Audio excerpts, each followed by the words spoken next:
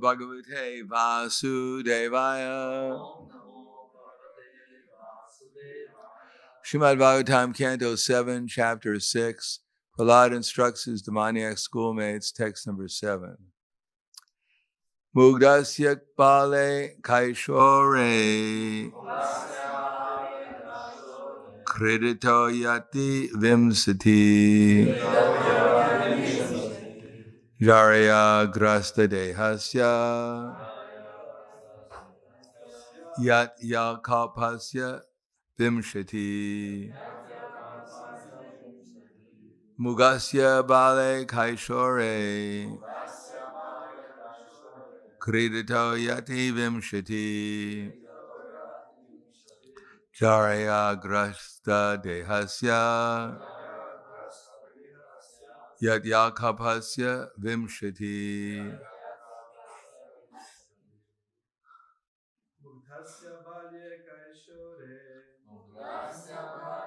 Kaishore Kredito Yati Vimshati Jarya Grasta Dehasya Yat Yakapasya Vimshati. Dami. Udasya Baile Kaishore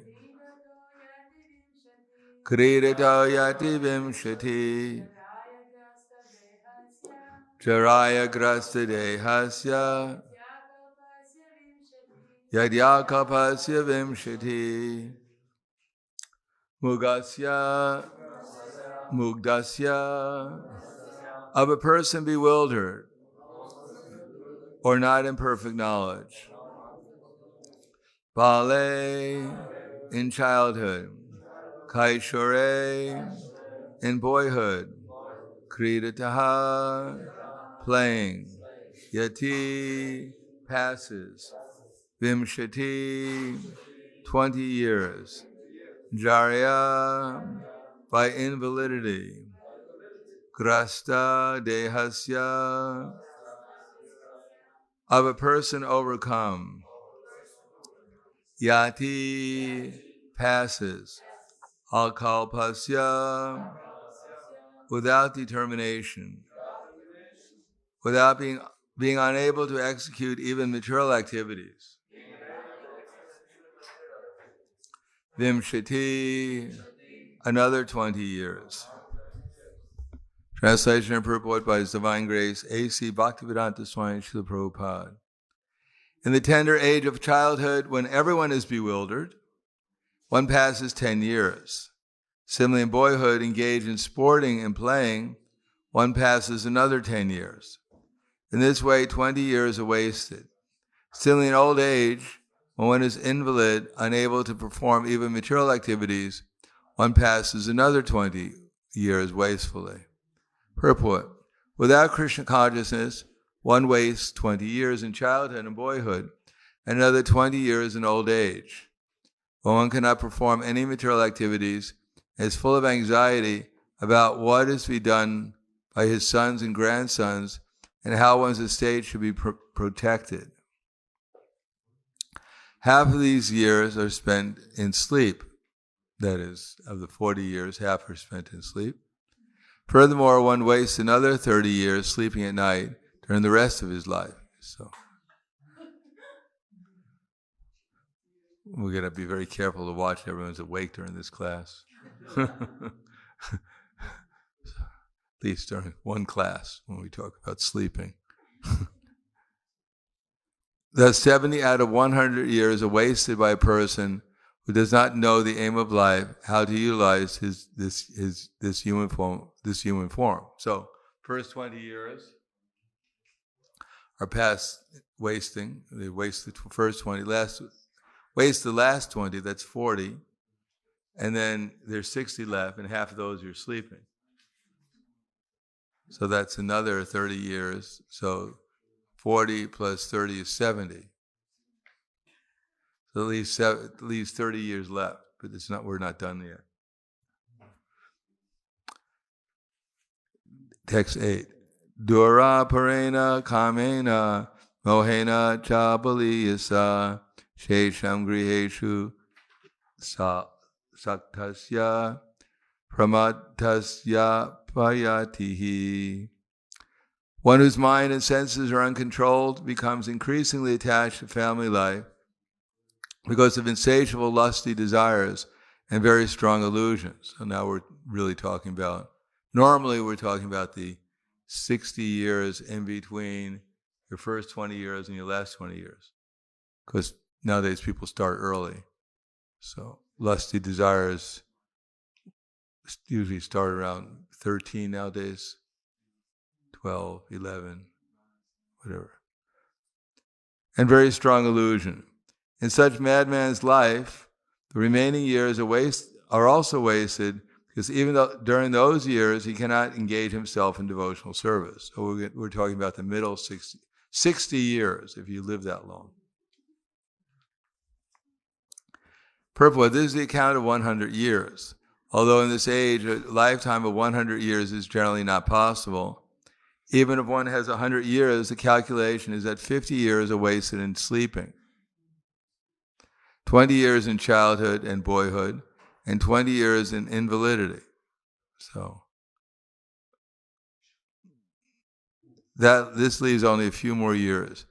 But because of too much attachment to household life, these years are also spent with no purpose, without God consciousness. Therefore, one should be trained to be a perfect brahmachari in the beginning of life, and then to be perfect in sense control, following the regular principles. One becomes a householder. From the household life, one is ordered to accept vanaprastha life and go to the forest and then accept sannyas. That is perfection of life. From the very beginning of life, those who are atindriya, who cannot control their senses, are educated only for sense gratification, as we have seen in the Western countries. Thus, the entire duration of life of even 100 years is wasted and misused. And at the time of death, one transmigrates to another body, which may not be human. At the end of 100 years, one who has not acted as a human being in a life of tapasya, austerity, and penance must certainly be embodied again in a body like that of cats, dogs, and hogs. Therefore, this life of lusty desires and sense gratification is extremely risky. Namo Vishnu Varaya Krishna Prasthaya Bhutale Srimate Bhaktivedanta Swami Dinamane Namaste Saraswati Deve Gauravani Pacharne Nirvishesha Srinivadi Paskyadyade Satarne. So this is not a feel-good class.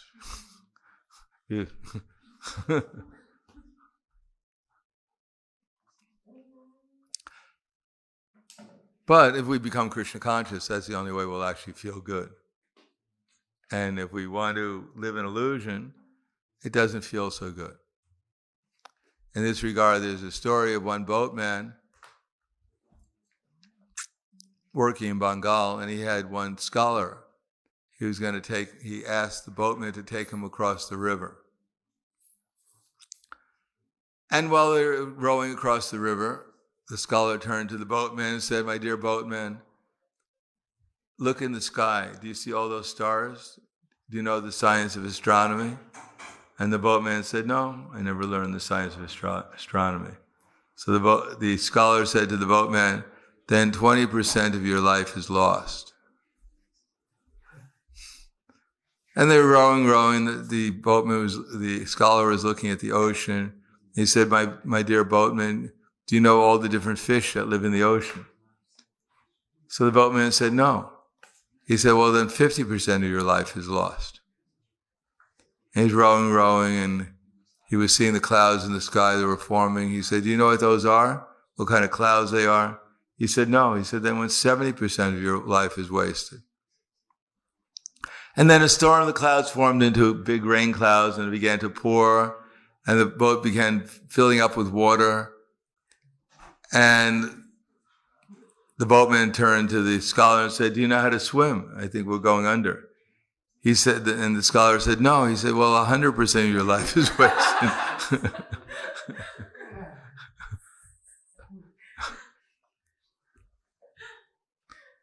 So this is a good lecture for materialistic people, that they're thinking they're spending their life very gainfully. They're gaining pieces of paper or whatever else they gain, their house, their family, their reputation, whatever they're trying to maintain, as Maharaj Rishabhdev says. Matirna Krishne Parataksatova Mito Vipadyeta Griha Ratanam Adantago Bir Vishitam Tamizram Punak Punas Charvita Charvananam. So matir means our consciousness. The aim of life is to put our consciousness upon Krishna. As we were explaining yesterday, following religious principles is not an end in itself, although it's a good start. And it's something even to convince people to follow religious principles nowadays is very, very difficult. If you tell people there's 4 regular principles, then they become very discouraged. So generally we don't introduce to that. Prabhupada, for instance, we have these on this wall here. Luckily no one can read it. You see that wall there? With those. So Prabhupada put down the 4 regular principles, and plus other principles, like you're not supposed to play frivolous sports and things like that. He put that after the first initiation. If he would have put it before the first initiation, we wouldn't have a movement. Especially considering the candidates at that time. Some of them, the first initiation, they just wandered in off the street.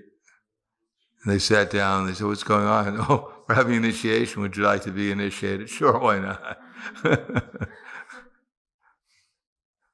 So they got initiated.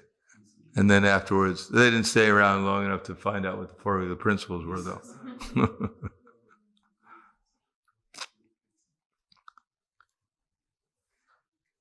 So, the human form of life is meant to begin by following the regular principles of life. Krishna calls them the regular principles of freedom, which are a general category. Probably didn't say that. These are the only that don't eat meat, fish, and eggs. We can have lobster or whatever, some shrimp, because it's not really fish and it's not. No, there are general principles that we don't eat flesh. We don't take any kind of intoxication. Sometimes probably added in, even coffee or tea. And in the Indian audience, you go, you'd hear them go like that. In the West, they're addicted to heroin, and in India, they're addicted to tea. Well, maybe heroin nowadays too, who knows? These are general principles that controlling lust, anger, and greed, especially so that we can avoid illusion. As soon as if we eat too much prasadam, we'll also become intoxicated. You eat too much halva, then you'll start talking incoherently, as if you were intoxicated. Hopefully you're going to talk about Krishna. Even Balaram, sometimes we become intoxicated with Varuni, and he'd talk incoherently. But as it said in the Nectar of Devotion, he lied down to sleep. That if you're a gentleman and you get intoxicated, then you go to sleep. And if you're a rascal and you're intoxicated, then you sing and cry. So Balaram was at least a gentleman. He laid down to sleep. But that's not the end of it. For the controlling the senses is explained here for brahmachari life, because brahmachari life is meant to actually, if one learns kamar acharat pragya from the beginning of life, matrivat paradareshu, then at the end of life, then during life, one will not look at every woman lustfully.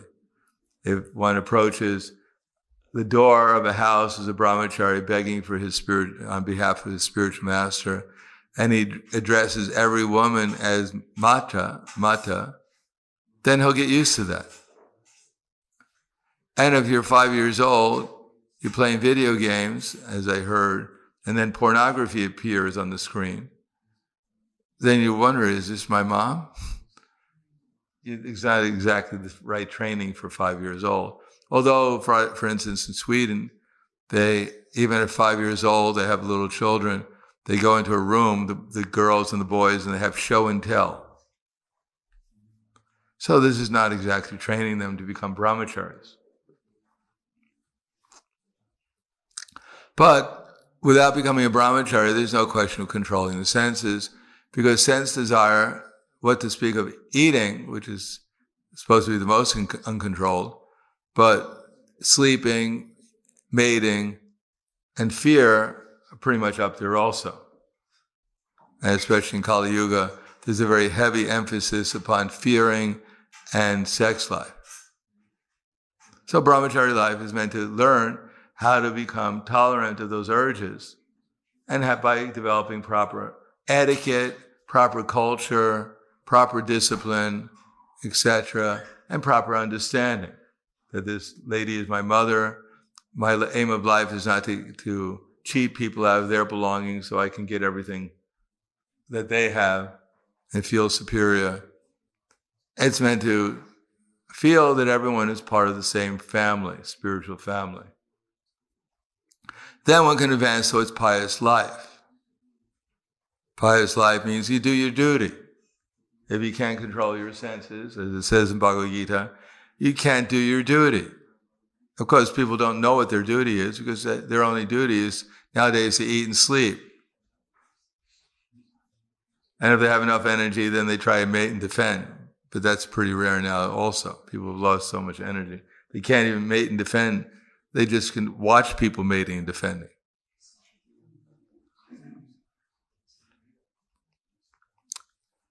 But duty in the Varnashram was to Yajna Vishnu. Everyone is meant to sacrifice for Vishnu. Otherwise, one becomes bound, Krishna says, to the material energy, which is how the material nature works. If we don't sacrifice for Vishnu, then we'll be covered by lust, anger, and greed. We'll be bewildered, and we'll do all things which are madness. Punak punas charvita charvananam. Just incessantly eating, sleeping, mating, defending, trying to find out a new way of eating, sleeping, mating, defending. Something a little bit more interesting. Because we're tired of the last TV dinner, now we want a new TV dinner. But if one can actually act piously, which means either in Varnashram or in pure devotional service, then one can advance to the platform of tolerance. So this follows Varnashram also, because beginning is brahmachari life, to learn the basic principles of religion. Then one can enter into household life and try to act piously.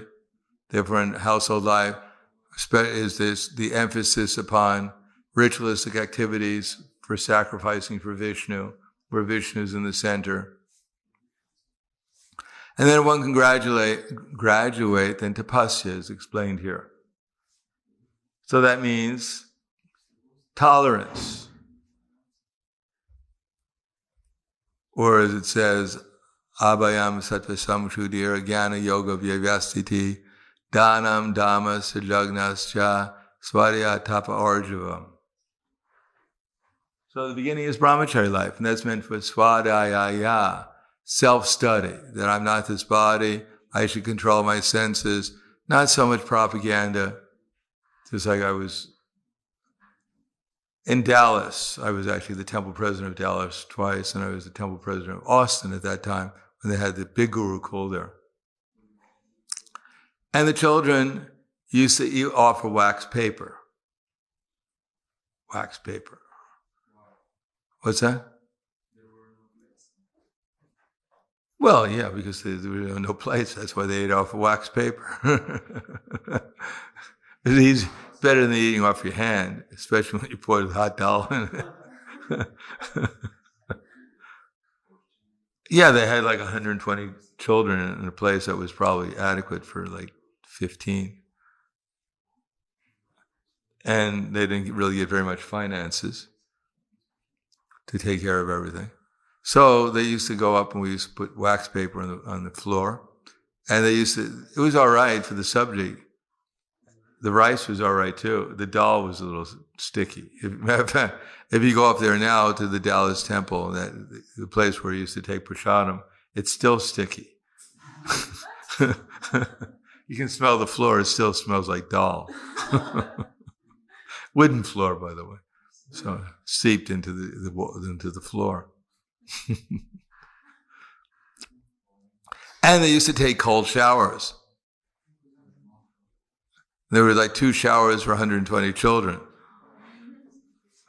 plus the adults. So it was quite austere. We were criticized. Of course, it was probably too austere. But just the idea of the children being brought up in austerity was abominable to people. There were articles, There was one black man who was a deprogrammer, if you know what a deprogrammer is. You know what a deprogrammer is? Well, we're all programmed. And they deprogram you. They wipe off your program. So they believe that we're all brainwashed. At least they accepted we had a brain. And Prabhupada said, yes, we're all brainwashed. At least our brain has been washed. You don't have a brain. Your brain is made out of cow stool, cow dung. And the more, even you try to wash your brain, it never gets washed. You may claim that we're brainwashed, but at least we have a brain and it's clean. So they complain, you treat your children, we treat our dog better than you treat your children. He would claim on television during a debate with Hridayananda Maharaj.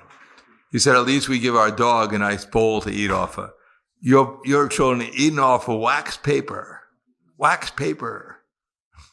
I treat my dog better than you treat your children. So for them, any austerity was out of the question. Children are meant to play video games and kill so many things every day on the video game. They're meant to watch television when they have spare time. I think that probably video games is the main thing. People hardly ever go out. You hardly ever see children out in the street. It's probably because their parents told them to stay home, so then they ran outside. Otherwise, they're always, even the little children, you see them and they're playing on these little gadgets.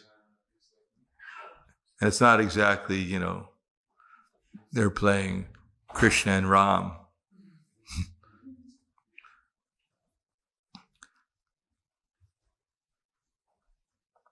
So for the beginning of life, when it's supposed to be spent in learning sense control, brahmachari life, and then grihastha life is dhanam, dhammas, and yajna, sacrifice for Vishnu. But people don't believe in Vishnu, so why will they sacrifice? Therefore, there won't be any sense control. Whatever they learn in brahmachari life, if they learn sense control at all, they just throw it out the window because they think sacrifice means to fill my empty stomach, and if I can fill the empty stomach of my children and wife, my life is successful. I'm a good person. Balian, they say. Superman. And dana, to give in charity. Yes, they give in charity, but they don't know what the result of their charity will be. In America, there are still bums on the street. They used to come up with a rag. You go by Greenwich Village or something like the Lower East Side, there was something called the Bowery. And there were all kinds of people living there, homeless people living there. And in order to get some money for their alcohol, they come up with a dirty rag and they wipe it on your window, on the window shield.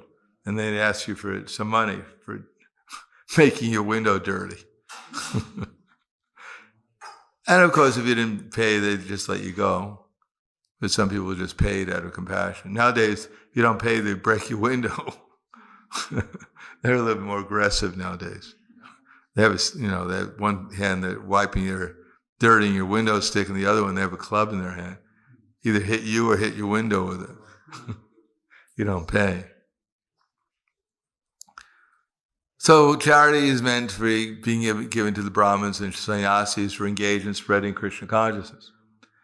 Then, after practicing in household life, regulated sense gratification, and charity and sacrifice, then one can learn tolerance. Then one gets tired. One sees that the maximum amount of happiness, if one follows nicely household life and has a loving relationship with the children and the wife and the husband, they have a loving relation with Krishna consciousness, and they enjoy nice sense gratification, regulated eating and sleeping and mating and defending. If they regulate it, then they say, oh, it's very nice, but there must be something more. So then they try to fix their mind even more upon Krishna. So they're willing to go through austerity because they think, well, we've enjoyed happiness from material life, but let's get something more, some more happiness. So they take vanaprastha, the wife and the husband, and they actually try to concentrate even more upon Krishna because they've already realized happiness in Krishna consciousness in household life. And they realized they had the best kind of sense gratification. And they realized that between the sense gratification we had, which was very nice, and the even superior happiness of Krishna consciousness, then I'd rather concentrate my mind even more upon Krishna consciousness now and get even more happiness. But if one doesn't have a nice household life, then one is always thinking, maybe I got the wrong husband or wife, then I could have really enjoyed. I just made a mistake. I chose my sub-soulmate rather than my real soulmate. And therefore one will not be able to concentrate one's mind upon Krishna because one will always thinking, maybe she's the one, or maybe he's the one, or it's the one, or whatever. It's moving. Or even now it's dead. So what? Everything's beautiful. But if one can learn tolerance and actually concentrate the mind upon Krishna and not get disturbed by one's material circumstances, then one can actually come to the next stage, which is accept pure devotional service. Actually accept devotional service without hankering and lamentation and mental speculations, trying to figure out who's my friend and who's my enemy. Then one can accept pure devotional service and rise, and when pure devotional service concentrating the mind upon the holy name and Krishna, then one can actually feel Krishna's presence and understand the happiness and the pleasure and the loving relationships that are going on in the spiritual world. Then one can actually understand Krishna and Krishna's devotees, what they're doing. One can experience it for oneself. Then one falls in love with Krishna, and then one becomes a pure devotee. He becomes fearless, he becomes fully absorbed in Krishna consciousness, and he understands everything perfectly. So that's abhayam sakta samshrudira jnana yoga vyavastita. So Varnashram is meant to bring us to that platform of meditating in trance upon the Supreme Personality of Godhead. Otherwise, if people are not even engaged in sense and mind control, they don't engage in pious activities, what to speak of devotional service. If they don't learn tolerance, if they don't learn what pure devotional service is, if they're not understanding and experiencing Krishna consciousness, and if they're not learning how to come to meditate upon Krishna, Supreme Personality of Godhead, and fall in love with Him, then to some extent or another, they're wasting their time. Some people nowadays, they're completely wasting their time. 100% of their lives are wasted. But we're supposed to be merciful, and we're supposed to at least let them spend a little time, chant Hare Krishna, even for a moment, or hear about Krishna, or get a book, or take some prasadam, so that only 99% of their life is wasted, but 1% of their life with some meaning, and therefore they may get some other opportunity to come back and in a human form of life and make a little other percentage of their life meaningful. So that's what we're supposed to be doing. We're supposed to be merciful to people. We're supposed to understand what the goal of life is and how to achieve it, and engage people somehow or another in doing something valuable with this human form of life. So I'll stop there. Thank you. Any questions, comments?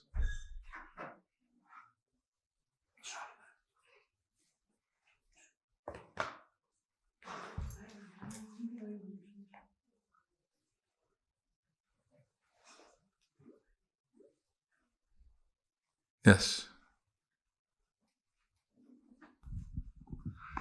Maharaj, you've mentioned that people proceed from experiencing happy family life, in Krishna consciousness, from searching even more happiness, which they conclude comes from spiritual part of their family relationship and associations, and but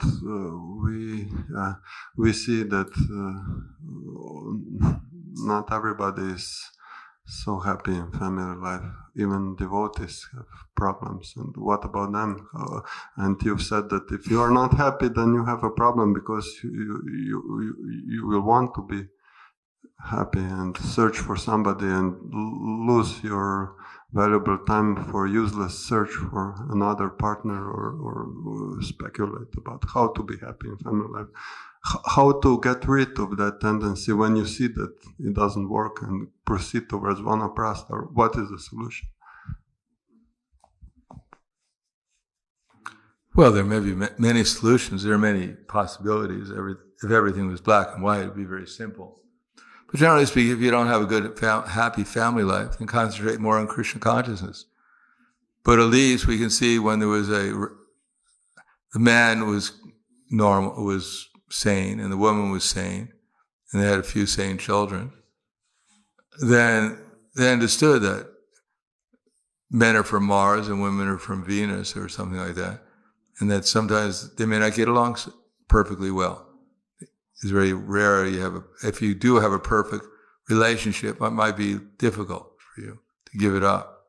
When Prabhupada, he got a wife, he didn't like her very much. And he wanted to get a second wife. His father said, no, it's very good. You don't like your wife, you won't be so attached to her.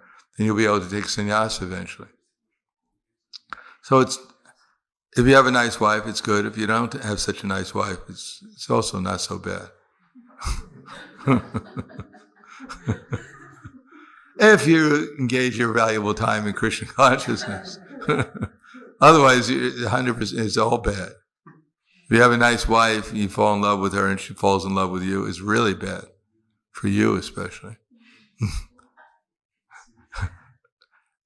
And if you have not necessarily a nice wife, you don't engage in Krishna consciousness, it's really bad also, because you'll just spend the rest of your life hating your wife or finding another one and then getting all the karmic reaction for giving up your wife and your children. So you're unfortunate. So the conclusion is, if they have a nice wife and they both engage in Krishna service, or you engage in Krishna service, that's very good, because you'll get happiness from a nice relationship. And you'll see that if you concentrate your mind upon Krishna, the happiness in pure devotional service is superior to any kind of happiness in material life. It's one of the qualities of sadhana bhakti. It gives one superior happiness.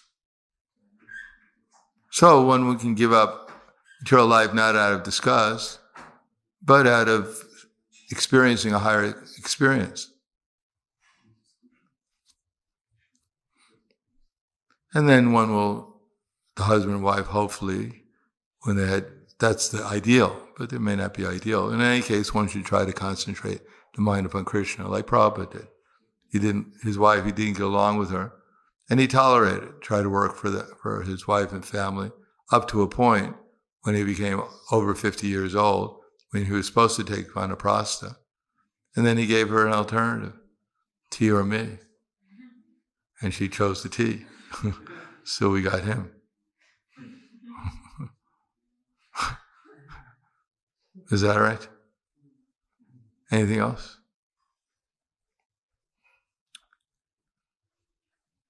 All right, thank you very much. Grantaraj Srimad Bhagavatam ki jai, Srila Prabhupada ki jai, Gaur Premananda.